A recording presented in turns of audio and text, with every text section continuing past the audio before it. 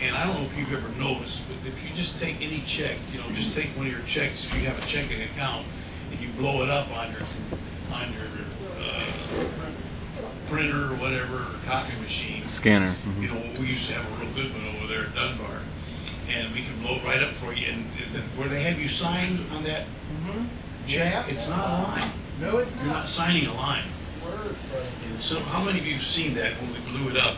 It's words. It's micro printing. It's another contract. It's micro printing. So you're always best advised, even if you sign your checkbook. You see, the bank thinks you're signing that saying, well, you make it good, even though maybe the person you're trying to purchase something with, they may not make it good, you know, so they'll come back on you somehow or another. So for you to keep that from even being a contract, it's good to take and run a line through that line. Amen. And right underneath it, autograph. They're giving your autograph. You're not giving us, you're not contracting. Right. Amen. You're not promising, oh, go ahead and take it out of my account, even if there's not enough in it or whatever. You're not under a contract. If you ain't got enough in there, don't pay it. Right. I don't have to pay all these stupid fees, late fees, and everything else. And see, you gave your date, and they asked for signature, you gave signature. And technically that means you gave your promise. By giving your name, you're giving your promise that you're going to be accountable, that you're going to own responsibility. So what you can do is run a line through the line and just put underneath the autograph. Now, for identification purposes only, see, you're just giving an autograph. And believe me, this will hold up in a court of law, because there's a difference between your autograph and your signature. Amen. You can give your signature to whatever contract you really want to contract. But sometimes maybe you don't really want to give your signature. So how are you going to protect yourself? So again, it pays to know a little bit about the law, because you can still be a free man in this society, though everywhere you're turning, they're trying to bind you down. It really is a prison planet. So one way you can protect yourself is, of course, what is my name? My name is Daniel Mack. And then really you put a dot and comma, and then Hardin. Because Hardin is the family name, but my Christian name is Daniel Mack. Right. And so the law definitely recognizes that anything short of Daniel Mack Hardin, like what if I put Daniel M. Hardin? Guess what? That's not a signature. Because I gave an initial, and I didn't write my middle name. Now this is in legal terms, this is called a nom de guerre. A nom de guerre is a nickname that you have, or someone knows you as. And of course, we all have nicknames. You know, I'm Dan Hardin, I'm Daniel M. Hardin. I have several nom de guerres. And a nom de guerre is recognized for war and military. You know, under martial law, which really we're still under since 1864. You know, the court martial and all that, they're not sure who you are, but as long as they have a name to guard for you, then they got you. Right. These things are allowed under war. Right. You might be a spy pretending to be someone else. So, you know, I'm just trying to teach you there's some ways you can protect yourself, because even the Bible speaks about a name. Only you know what your name is. And there's no one else that can tell you what your name is. Amen. Amen. Because only you know who you are. Right. Saul was once Saul, and he got saved. And his name was changed to Paul. I think that'd be good for all of us to do when we get saved. I think we all need to get a new name. Amen. It would be a Christian name. Amen. Old things are passed away, behold, all things become new. So, if you do give somebody, though, something that they think is your signature, it's good to know that technically you never gave your signature. You might have given them an autograph, but you may not have given your signature. And the truth is, I have even rescinded my signature. I've had contracts where I gave my signature, and then later on I seen that they weren't honoring their contract, so I wrote them back and said, well, if you do have a contract, guess what? I now rescind my signature. You ain't got nothing more. Right. Because again, it's my name, and I can give it who I wish, and I can take it back from you. It's my property. Right. Amen. Because it represents me and what I'm willing to be responsible for or not. Mm-hmm. So, since everything is done by contract today, that's called commercial. And there's what's called Uniform Commercial Code. Now, there's no more than, I think, 7 categories within the Uniform Commercial Code. It's not very many. There's only about 7 categories of doing business and what you will or will not be responsible for in business. So, under Uniform Commercial Code, now Michigan has its own Michigan Commercial Code, Ohio has its own Ohio Commercial, and it's just mimicking the Uniform International Commercial Code. But you know, every state kind of tweaks it, puts their own little lingo in there, and it's good if you're dealing with something to deal with state to know what your state commercial code is. Mm-hmm. But you can always be safe in just using the UCC, because every state copies the uniform, because this to be uniform across the nation and the world's Right. commercial code. And UCC 1-207, of course, the 207 is distinguishing the fact that you are reserving all your rights. You're not giving any of them up. Explicit. Amen. See, if they ask you for a signature, you give them your name or your nom de guerre, so they think they got your signature. But maybe they only have your autograph. If you put UCC 1-207 next to it, believe me, all the legal beagles know, oops, you really aren't contracting with them. You're reserving your constitutional rights. Right. But now I have done this and had parties I was working with tell me, oh no, you can't do that. We won't accept that. Somebody knows the law and they know what it means, and they know they don't want to give me my rights. So that tells you a lot. Well, something else you can do, because most people don't know that, and for sure they don't know the law. You can always take your name and then write non-assumption next to it. Again, this is another Latin legal term that means this is not a contract. Right. Only giving this name for identification purpose only to identify me that this is me, but yet I'm not saying that I'm entering into a contract. Even when we had a church one time, we rented a building. And because this guy was slick, he was one of these real estate moguls that was slick, been around a long time. Tycoon, huh? High up politically. Knew too many high up political people. So he said, well, he brought me out a contract. Well, I want you to sign this contract. You're going to rent my building for church. Oh yeah, I'll be happy to sign it. Yeah, this is it. You got to remember, always when you're dealing with some authorities, you're a neutral or an ally or belligerent. Right. So I wanted to be an ally or neutral, but I didn't want to come off being belligerent because I wanted to rent this building. So he brought the papers out. I said, oh yeah, I'll sign them. I'll sign them right now. So I put my name on there and I put a box around it. Contract. And I said, no, I'm going to have my treasurer come in here and sign it too. I put this box around there so he'll know where my name is. He can sign right underneath it. But see, now what that does, see, this is sort of like the gold fringe on an American flag. You ever seen one of them at the courthouse? Or in church? You ever wonder how come? Yeah, or church. You ever wonder why? I thought it was red, white, and blue. It wasn't supposed to be red, white, and blue, and yellow. Right. Or gold. Well, that's because it's putting a border around your rights. There is a United States of America. Yes. And that flag is supposed to represent all the liberties and freedoms we have as a country. It's called the law of the flag. Right. Under the common law, if you are on a ship, whatever flag that ship's flying, you're under the law of that ship's flag. Amen. The law of the flag. So you can be married by the laws of that country. It's called admiralty law. See, out there in the ocean, it's a whole different law compared to in New York Harbor. When you're in New York Harbor, that's Americans' problem. Now, when you're out there in the ocean, it's whatever flag you're under. National water. Right. It's the law, see? So it's good to know these things because now we're learning why the state police have cruisers.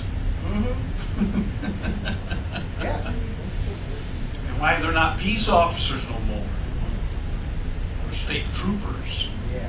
they're military, they're admiralty. It's a whole different set of laws. See, on the law of the sea is the king's law, the king of England. Right. His law was on all his ships. But now once you stepped on the land, now you're under Parliament's law. See? Now you're under the common law. That's why a man is assumed guilty till proven innocent on ship. That's why they call it courts martial. Whereas a man on land is assumed innocent till proven guilty. So we're not under the king's law. See, we're under the Magna Carta, we're under the Parliament, we're under our Constitution. So if you put a box around it, what that does is that limits, and even some contracts, if you pay attention, you'll see you'll see a paper, and it's all legal jumbo bumbo, but you'll see one section has a line around it. In fact, check your deed out. You should talk about some interesting reading. Because the things in that box means there's nothing outside that box that applies. Only what's in that box applies to what it's discussing. But for instance, anything outside that box is it's null and void. So same thing here. When you put a box on that, now you've reserved your rights, see, because you're saying I'm not contracting with anything else on this paper. I'm just giving my name here, but I'm boxing it in. That's what the American flag means. There's an American, but it's called when it's got the fringe on it, it's called the President's flag. It's called a military flag, meaning where that flag flies, you're underneath the king's law, you're underneath the president's law. And that's why, he's supposed to be the dictator-in-chief of all the military forces, or whatever they call that. But that doesn't mean he's the dictator-in-chief of America. So it's important that you know these simple things. And then one more thing is, if you write your name and maybe somebody's pushing you, hurry up, sign this thing, we got to get going, you don't have time to read it or whatever. Under any contract, it's always understood that if you're under duress and you sign a contract, because you haven't had time to read it, or even if you had time to read it, but you're just not sure what it means, and you're not sure, you would like to debate it, but you don't want to look like a fool sitting there, just put UD next to it, because that means under duress. And under contract law, anytime you do anything and you're under duress, and it's understood by law that nullifies the contract, because again, you should have time to think about it and be assured that this is what you want. Right, fully persuaded. Mm-hmm. One last ace in your hole, in your sleeve, to use if you ever are held to something that you're not sure you really want to be held to, is simply this. The court always recognizes objection. Whoever wrote the contract probably wrote it to their advantage. Meaning, if you wrote the contract and someone signs it, then later on they want to break the contract, and you have to go to court, or you have to go to court with it. Well, the judge is going to want to know who wrote the contract, because of course whoever wrote it, they're going to write it to their advantage. And whoever just signs it may be signing something to their detriment, because, well, they didn't write it. But it would be assumed if they had written the contract and asked you to sign it, that they would write it to their advantage. Right. So that's another thing to know about the law, especially the law of contracts, that might be able to help you. Yes, was that your signature? No, that's my autograph. Well, did you sign it? No, I might have pushed a pencil across. Right. Right. But I'm not the author of this contract. The other party is. And believe me, the law knows that, of course, whoever wrote the contract write it to their advantage. So there's just a little instruction. Use my sister as an example. Be cautious when you go to the hospital. Reserve all your rights. Oh, surely they wouldn't take advantage of you, would they? Sure. And even if you go to the doctor and they say, well, look, you got to fill all these papers for the federal government here, or else we can't take you and put you in our file. Well, go ahead and fill the paper out. And that way, oh, well, he filled out the paper. Yeah. Just make sure, again, if you got to sign something, just, and of course, with any contract, like our good friend Bill Monroe of the landrights.com will tell you, as he spoke here many times, even the garbage, your garbage contract with the garbage company, or whatever, read through the thing, and if there's something you're just not sure of or don't like, just run a line through it. Sign the thing, because again, and I always initial it. If I see a contract I don't really agree with all of its terms, I'll run a line through the term and put my initial next to it, acknowledging that I'm the one who changed the contract here. But I'm going to sign it the way I want the contract to read best I can under this stressful moment. Like if I was buying some property or something.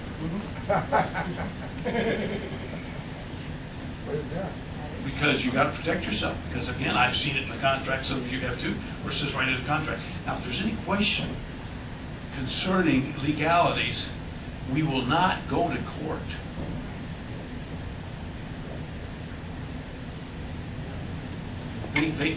They wrote the contract to their advantage. And when I seen that, I said, well, of course I'd want to go to court because I want my day of justice. If you've got a question with me, we're going to court. Because I want you to have to prove beyond a shadow of a doubt. So, man, I put a line through that, initialed it, signed the thing went through, everything's fine. So there's only one person that's interested in protecting you, and it is you. Yep. Amen. Amen. Amen. You don't trust no lawyer, you don't trust nobody. Amen. Because he don't know your case. He don't know you. There's only one person that can really represent you, and that is you. Yep. Go ahead, Dave. Yeah, I was just going to say to add to that. Yeah, you can use this stuff here wrongly too. You can use that to try to cheat somebody out of money. That's not what he's saying. No. He's not saying, hey, we'd like you to give us a house or this camper, but I'm going to box myself. I'm not going to pay it. I'm going to box my name on it. I'm going to try to get out of it. That's not what we're talking about. I'll give you an example. Like when we took our daughter to the hospital. Yeah. I mean, here you are, your daughter's sick, you're just sign this. Well, you're like, well, whatever, man, just fix the kid. You know? Right. But I'm like, I'm reading the thing over. Yeah. You know, and they had things there like, you're giving us permission to take photographs of your child and publish these photographs in medical journals and stuff like that, see? No, that one's getting a line right through it, and so forth. That's the kind of stuff where you put lines through stuff. You don't agree to everything that's on that piece of paper. So you can go through there, cross-search stuff up, and then agree to abide by it. But you got to read this stuff, man. But what we're not doing is telling you how to jip people out of what's fair. You know what I'm saying? Amen. Because I know some people that do that. Oh, sure. And they know the law, and we're not proposing that And at they all. usually get in trouble too, because God's going to make sure you get in trouble. That's right. You're But I just wanted to committing fraud. I wanted to put this caveat in there that Yeah, that's that's good. not Think you what did. we're saying here from this pulpit or in this church. We don't condone that at all. We're not teaching you this stuff to use it for evil, Yeah. but just Amen. to use it with some wisdom. That's Amen. Yeah, that's right. That's why, amen. I know somebody that went to get their driver's license, and they couldn't believe it, because when they put this down, the driver's license bureau said, "Oh, we can't let that happen." What? So then what they did is they put their name in, and then they put on assumption and made it look like that's their name. So okay, it went right through, And then one time That's a good one. they were having trouble.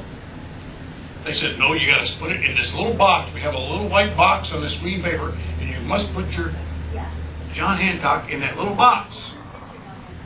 And because some people have done it and put it real little light, and it went through. It's amazing what the things that can happen. So then the person started looking at the contract and realized, well, wait a minute. My name, capital D, little a. Wait a minute. Everything you put on this paper is in all caps. So they just went in all caps. Oh, they totally accepted it and went right through. Yep. Because, technically, if something's made out in a, always dead people have all capitals. Don't you remember when I was in elementary school back in the 50s? They taught us, or 60s, 50s and 60s, they taught us back then how, when we would read about a dead president, the reason his name was in all caps, because he's dead, because his name's on a gravestone like that. But if a man's alive, then you write his name properly with a capital first letter and little letters after. Because it represents a fiction, a non-human, Right. a dead entity, Frankenstein maybe, like a commercial business, all caps. Right. Corporation. So technically, even with half the things you sign, I know it hit me one day. I was in Toledo and I was getting my title to my truck, and it hit me, everything on this paper's in all caps. So, oops, I better be careful how I sign it. So when I signed my name, I didn't sign my name, but I put next to it agent. Because I realized, oops, they're wanting me, the real person, to claim, responsibility for a fiction, that everything on this paper is a fiction. So the only way I can honestly say that I'm going to accept this title and I'm going to take responsibility for this title, and it's not the title that they're holding, the real title. I'm just having a certificate of title. That's right.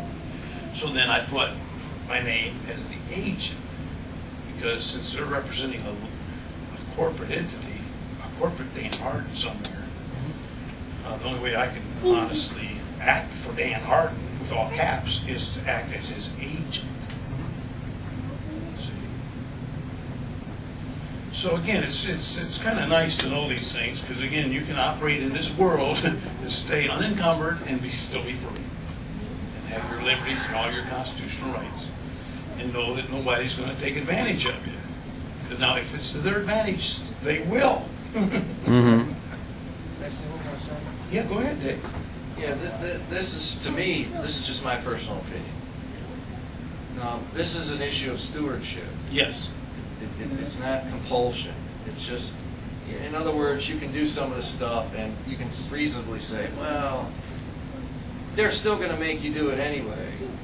Well, that might be, but at least your conscience is clear that you tried. Amen. That's right. Amen, brother. Your conscience is clear that you tried to do the right thing with the little bit that you know. Of course, you don't know everything there is about the law or anything like that. There are some situations where I don't have time to fight this one, and I just go with it.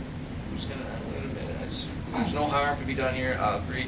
No big deal. I don't do the box. I don't do the thing. There are other times where, the situation's different. I might cross some things off. I might put a box around my name because it's something they're making me sign, not something I'm pursuing. It's something they're pursuing. So things change. Yeah. So, I'm just saying here, it's a little bit of wisdom. It's not a matter of whether they're going to by force violate your rights or not. They're going to come take your kids, they're going to come take your kids, whether you got a birth certificate or not, whether you got a social security number or not, whether you signed this thing right or that thing right. If they're going to do what they're going to do, they're going to do it. But as a Christian and as a father, I owe it to myself to, what's that Bible verse there? A prudent man look at the world who is going. So I don't just do things because everyone else does. I want to know, why am I doing this? And if it's okay, it's okay. If I'm do nothing doubting, there's another thing in the Bible too. Do nothing doubting. Know what you're doing. That's all we're saying. And everyone's going to come to a different conclusion. Nobody's going to look at you cross-eyed if you do this and we don't do that. This is just instruction. Take it or leave it. That's right. And use it however you can with whatever wisdom you see that there is in it. That's all. Yeah, well said. Amen. See, here's the thing, too.